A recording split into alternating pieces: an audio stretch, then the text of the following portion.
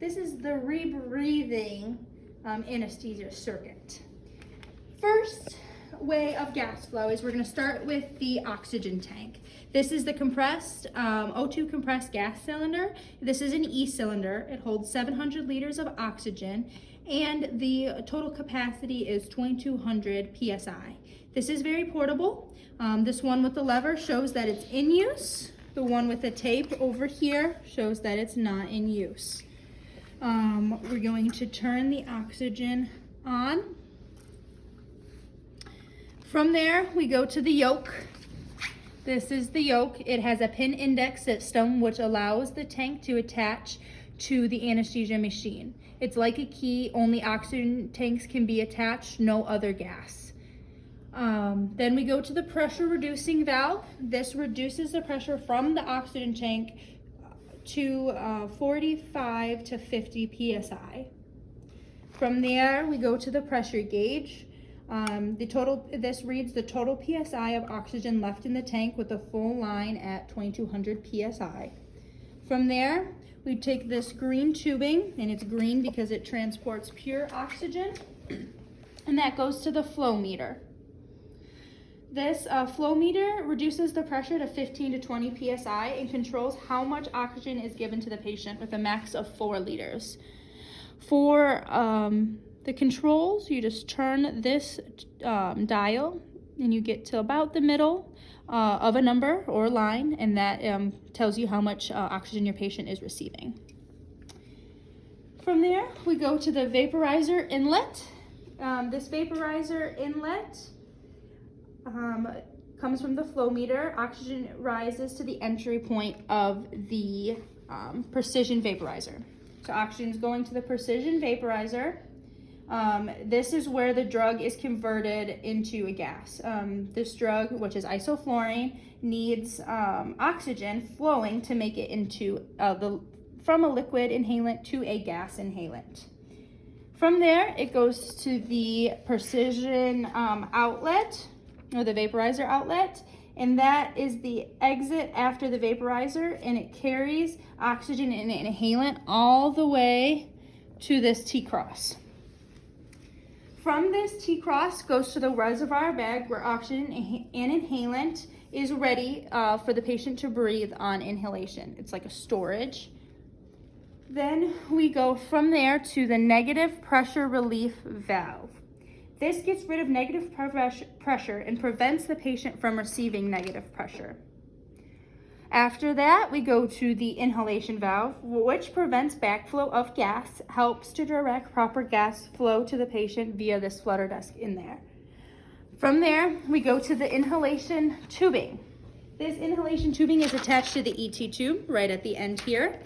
And the colored portion is the inspiratory tubing, and then after they exhale, it transports on the outside through the clear portion all the way to the expiratory tubing. This takes exhalation from the outside of the inhalation tube to the exhalation valve. This exhalation valve prevents the backflow of gas, helps to direct proper gas flow away from the patient via this flutter disc. Then the machine splits. The extra oxygen, gas, and inhalant can go through the pop-off valve, which is the most deadly. This is also where you give a breath. If this is closed, you are not having your patient exhale, which is very dangerous. From this pop-off valve, it goes through the scavenge tubing, and it goes through the scavenge air canister, which gets rid of excess ISO, CO2, and oxygen. It's made out of foam and activated charcoal, which absorbs the ISO and carbon, but oxygen is able to freely move throughout the bottom. If it doesn't go to the pop-off valve, it goes to the CO2 absorber. This also can come from the exhalation valve. It goes to the CO2 absorber. And this is filled with soda lime granules, which helps absorb CO2 to be recirculated back into the circuit. From the CO2 absorber, we go to the manometer.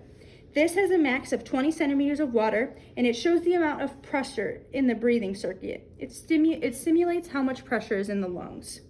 From there, we go to this last step again of the reservoir bag, and that transports oxygen and inhalant for the patient when they're ready to use it.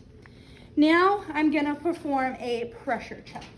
So we start by turning on the oxygen, which I've already done. After oxygen is on, you plug your finger or whatever you can, plug the hole of the inspiratory tubing, close the pop-off valve, and fill up the bag using this O2 flush. We only use this O2 flush at the end when we're bleeding out the lines and for a pressure check. Those are the only two reasons we would push this button. So we fill this bag up. You just want to make sure you do not exceed that 20 centimeters of water.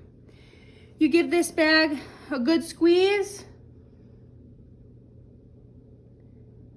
making sure you don't hear anything coming from the tubing, the bag, or the circuit, and that it can hold pressure.